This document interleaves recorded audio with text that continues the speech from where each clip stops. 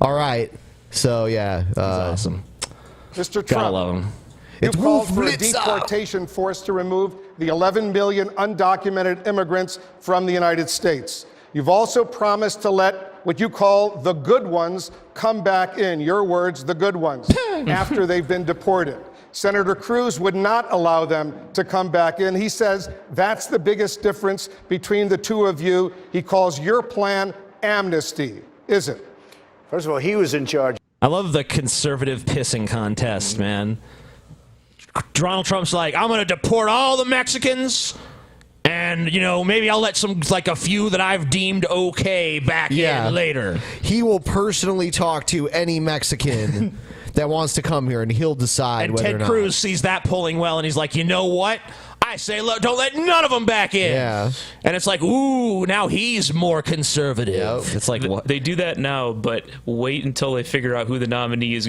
Watch how quickly they backpedal. In about 3 months, they're going to be like, "Oh, did I say that?" Donald Trump is Donald Trump's already. I've already seen him laying the groundwork for rolling it back. Oh, of course. Of amnesty. He was the leader, and you can ask Marco because they've been debating this every debate that we've had. As far as coming back in, number one, because you'll notice there's always been this like undercurrent in Trump's narrative of like, it's about deals. It's about making deals. Yeah. And he's kind of said some things along the line of like, I'm making like these outrageous statements. I'm gonna fucking like do this shit. But really, it's just so I have leverage in the deal, so we can get a compromise position that's way more on our side because I started with such a preposterous idea in the first place. It's funny, like, it's like a race to see, you know, how far to the right they can get. Mm-hmm. And then, like, the general election is kind of a race to the center. Like, we want to look centrist-y, appeal to the independents. But I mean, that's not what it's like on the Democrat side. They're not going like further and further and further to the left. You know, No, they only go as far left as they need to go. Bernie is further left than Hillary. That's why that's why I don't like him, because he's like he's rocking the fucking boat. It's like, oh shit, he's going like way further left than most of us really go, and he's still getting traction. Yeah. What's going on here? This defies all historical precedent. Well, not all, but the Republican all Party recent is- historical precedent. It's in a position where it has to argue for those centrist votes and those independents and those undecideds and shit. So they've got to like, because the party is hemorrhaging voters. So they've really got to court these other groups of people that may swing their way. So that's why you see this wild swing to the fucking center after the primary season is over, because you got to please the rednecks to get the nomination, and then you got to please the fucking middle ground to get fucking elected. I wonder how many votes they've lost just that Donald Trump has gotten this far. Not even that he's maybe not even be the nominee, but just because he's gotten so much traction. I wonder how many people it's turned off completely so they won't even vote for the nominee. I don't know, probably a lot, but I don't know. I feel like America just tends to galvanize anyway. Like, no matter what kind of bullshit people talk before the general election, most people do end up falling into one of the two camps. It's like, yep, well, I know this is bullshit, but maybe next election things will be different. Until now, I guess I just gotta bite the Hillary Clinton bullet. Yeah, And then, hence why I don't fucking bother voting anymore. Yeah, man. I'm tired of playing lesser of two evils game. I haven't voted in a long time, but I think I probably will vote in this election. Me too. But I vote in every election. So. Yeah, I do too. Every election, every primary. If it comes down to Hillary Trump, I'm not fucking leaving the house. I'm just going to kick my fucking feet up and watch the world burn. Because I don't know, dude. A lot of people are trying to make this case like, well, look, yeah, Hillary's bad, all right? She's real bad. She's real unpalatable, but Trump even worse. I don't buy that bullshit. They're both terrible fucking political candidates. They're both going to do a terrible job as heads of state. I'm not voting. Sorry. But if you had two, okay, so you look at Trump and Hillary. Oh shit, this is happening. So this is happening. So look. Oh shit, we're having this argument. All right. So look, Mr. Giant Beard. No, okay. So you got Trump and you got Hillary. Obviously, it's difficult to say. I mean, it's very difficult to say what Trump is actually going to do, because he said a million things too. I mean, yeah, people give Hillary correctly a lot of flack for that, about saying like, I'll do one thing or another, but at least most of the things that Hillary's saying, like most of the stuff is not stuff that a conservative Republican would say. Right. Meanwhile, you got Trump, who has said things that are way liberal in the past and way conservative, and who knows what. I mean, his spectrum is actually a lot wider in terms of stuff, the shit he said, than Hillary's. Sure. I totally agree. There is a left-right dichotomy here, and Hillary is to the left of Trump, and I'm to the left of most people, so ergo, I need to vote for Hillary. I don't play that game, though, because I don't think a Hillary Clinton presidency advances leftist causes in this country at all. But in fact, I think having a Trump presidency would do more for real hard leftism in this country than a Hillary Clinton would. Yeah, and I hear that argument a lot too. I hear that from people who say if it's Hillary Trump, I'll be like, they'll be like, oh, I won't vote, but I don't care if Trump wins because, well, we'll just burn it to the ground, and then people will see that they should have voted for Bernie or something. And like, you know, that all sounds great and all, but whatever, you know what happens, like every time something bad happens, they can always find a way to blame the other person or blame Congress. Oh, it's Congress's fault, or oh, it was the last guy's fault, it was the economy, it was China, it was, you know, who's going to be able to pin it on Trump? So even if it's all that just goes to show you, though, that it's all a fucking joke. It's all a farce. There's nothing real in American politics. None of it matters. It's all a fucking dog and pony show. And who's at the head? Who's announcing the fucking dogs and ponies at the dog and pony show doesn't really make a hill of beans. Hillary, I'm telling you, like when it comes to the things that matter to me, Hillary and Trump are probably going to be exactly the same. They're both going to be ultra friendly to Wall Street. They're going to continue to allow Wall Street to make risky speculations and continue to allow them to recreate another massive economic crash. You know, the social issues are a red herring for me.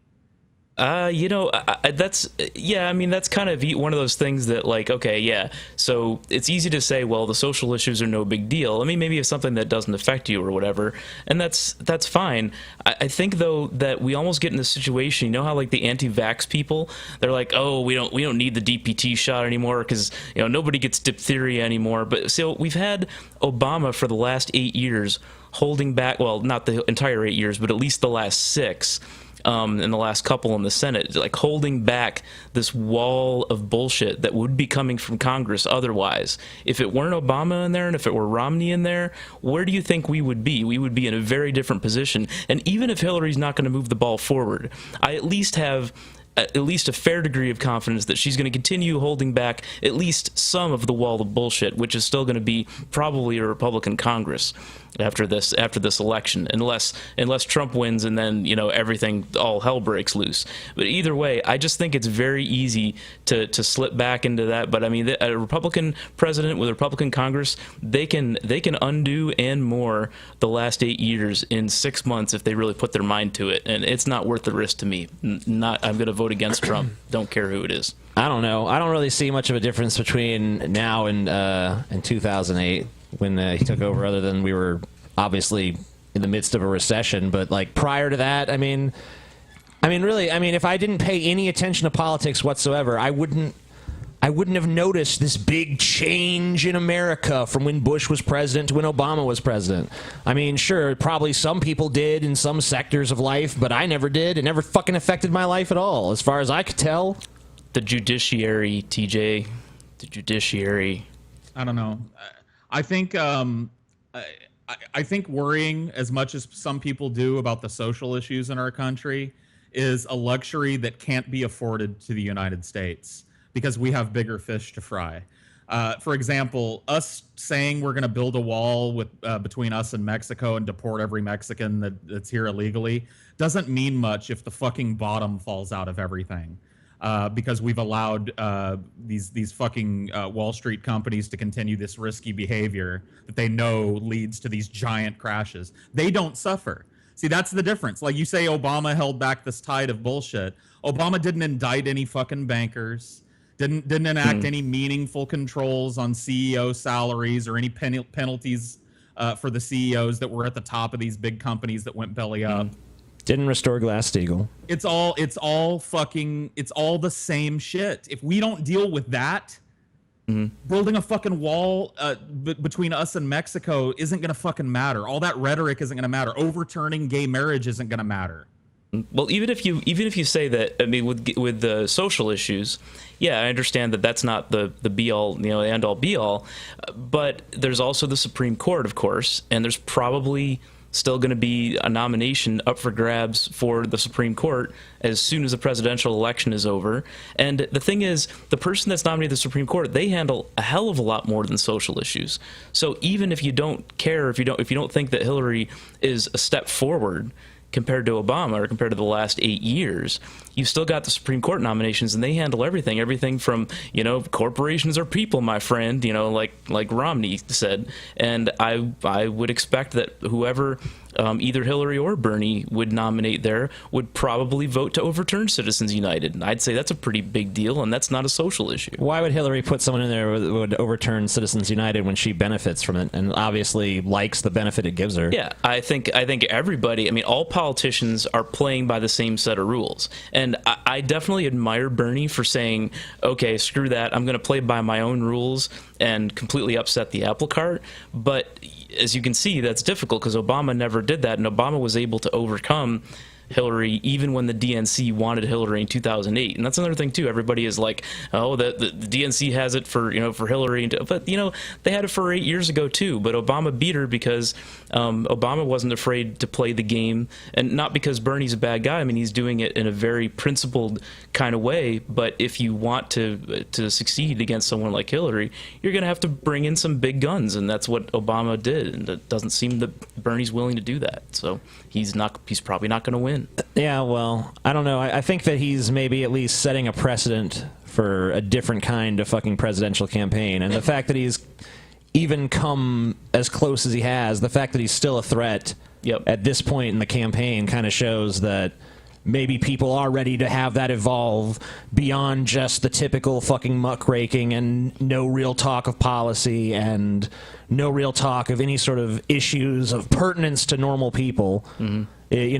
We're tired of these battles over fucking social issues constantly being used as like wedge issues to divide people, to fucking cloak the fact that we're being fucked nonstop by corporate America, by the moneyed interests that own the political process, and only one fucking candidate actually has the balls to come out and fucking say they do. And that's Bernie Sanders. Now maybe Trump kind of hints at it a little bit. And maybe that's why he's also popular, because they both, really, these guys, Trump and Bernie Sanders, the one thing that everyone can agree they have in common is that they both, buck the fucking trend. They're not just these cookie-cutter fucking candidates. And, why do you think that's catching on? Because people are tired of this shit. People are tired of the political theater. People are waking up to the fact that this is nothing more than pageantry. So more and more people are going to start rejecting this entire political process. I wouldn't be surprised if it is Trump versus Hillary. I wouldn't be surprised to see voting levels at historic fucking lows. America just fucking sighs in exasperation and turns away in fucking disgust.